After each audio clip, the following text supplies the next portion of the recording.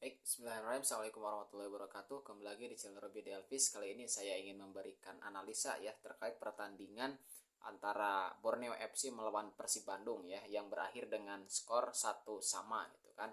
Nah, pada pertandingan ini menarik sebetulnya ya untuk mengulik bagaimana strategi dan taktik yang digunakan oleh kedua pelatih.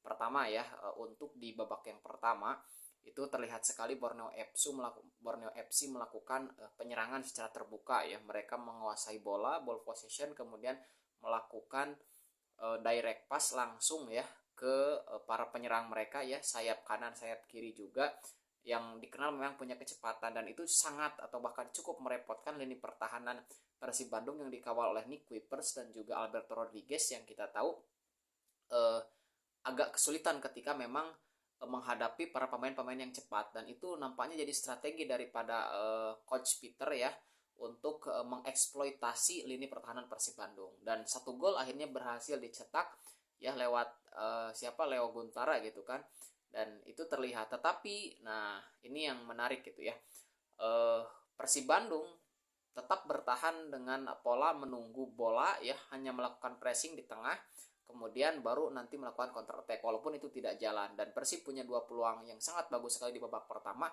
meskipun itu gagal di dijadikan gol ya oleh Ciro Alves ataupun oleh David da Silva. Nah, otomatis di babak pertama ini pertandingan sepenuhnya adalah milik Borneo FC ya. Mereka mampu menyerang dengan baik, kemudian mampu mereka memberikan tusukan-tusukan dan peluang yang sangat berbahaya, dan mereka bisa mencetak satu gol gitu ya. Nah, sedangkan di Persib Bandung terlihat tuh lini tengah mereka kerepotan gitu kan di dalam menghadapi serangan-serangan gitu. Agak kalah di dalam duel-duel gitu kan, sehingga terlihat serangan-serangan dari Borneo FC itu mampu sampai ke kotak penalti gitu kan. Banyak sekali serangan-serangan seperti itu. 1-0 ya untuk pertandingan pertama, untuk babak pertama. Dan tapi saya melihat bahwa mentalitas dari para pemain Persib Bandung ya itu cukup kuat gitu. Mereka tidak kemudian menurun permainannya menjadi tergesa-gesa ya. Ini mereka cukup konsisten untuk tetap menjaga pola permainan mereka. Nah, saya mengira bahwa di babak kedua memang akan terjadi pergantian dan juga akan menambah daya gedor agresivitas dari ditambah, dan itu betul ya. Kemudian Beckham Putra yang memang agak kurang maksimal ya, mungkin efek dari cederanya, itu kemudian diganti oleh Fred Butuan, dan kita tahu Fred Butuan punya agresivitas yang sangat baik. Nah, itu juga bisa dimanfaatkan. Sayang juga di lini belakang itu ya, Rejali masih agak kesulitan untuk bermain 90 menit, sehingga itu kemudian cukup membingungkan juga gitu untuk mengganti Rezaldi, karena stok di back kiri agak kurang gitu ya yang dibawa oleh Coach Boyan Hodak. Tapi kemudian itu tidak juga menjadi masalah ya. Nah, dimasukkannya Ezra Walian juga sebetulnya tidak begitu mengubah. Cuman nah, Ezra Walian yang terkenal dengan tendangan bebasnya, kemudian akurasi umpannya, akurasi tendangan bebasnya itu berhasil dimanfaatkan dan akhirnya terjadi gol bunuh diri gitu ya. Nah, kalau di segi permainan, adanya Pret Sebutuan memang yang terlihat mengubah permainan gitu kan, mampu melakukan tusukan-tusukan, kemudian cukup merepotkan lini belakang gitu kan, sehingga terlihat sekali bagaimana di babak kedua ini Persib Bandung mulai mengimbangi, bahkan Borneo FC pun mengurangi gitu ya, mengurangi tekanan-tekanan yang yang dilancarkan seperti di babak pertama gitu ya. Nah, saya kira untuk pertandingan ini ya, untuk hasil seri ini cukup memuaskan ya bagi tim Persib Bandung, walaupun memang mereka tidak mencetak gol secara langsung ya, melainkan memanfaatkan bola mati, dan itu pun gol bunuh diri gitu. Ini membuktikan bahwa Borneo FC masih menjadi tim dengan pertahanan yang sangat solid gitu, pertahanan terbaik gitu kan.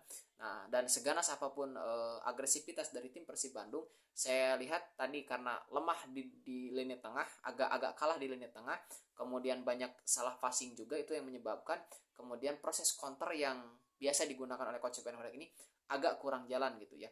Build up yang biasanya banyak juga dilakukan oleh Nick Kuipers itu ya, itu juga sama terlihat agak kesulitan gitu ya. Kalau Nick Kuipers memang passingnya cukup bagus, tapi beberapa pemain ya, kalau di babak pertama misalnya kayak Lepi Madinda, Beckham Putra juga agak, termasuk Ciro Alves juga sama gitu ya, passingnya tidak akurat, makuk dan seterusnya gitu ya. Nah, saya kira ini ya satu poin yang sangat berharga bagi Persib Bandung.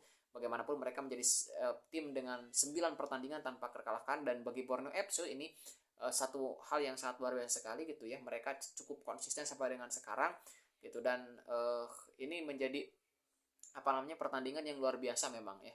Nah, dan saya kira ini bisa menjadi pelajaran juga bagi Persib Bandung gitu ya, bagaimana mereka juga masih kesulitan gitu ya untuk membangun counter yang rapih ya di pertandingan kali ini, atau menghadapi tim yang memang punya soliditas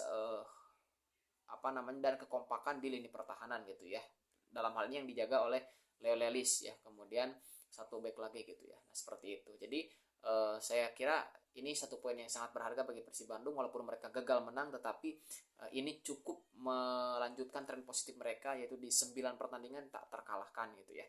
Semoga ini tetap berlanjut gitu ya, dan saya kira persaingan masih tetap seru gitu ya. Jadi jangan lupa untuk senantiasa menonton Liga 1. Terima kasih, itu analisa saya terhadap Persib Bandung itu ya. Mudah-mudahan nanti akan diadakan analisa berikutnya untuk pertandingan antara Persib melawan PSS Sleman. Terima kasih. Assalamualaikum warahmatullahi wabarakatuh.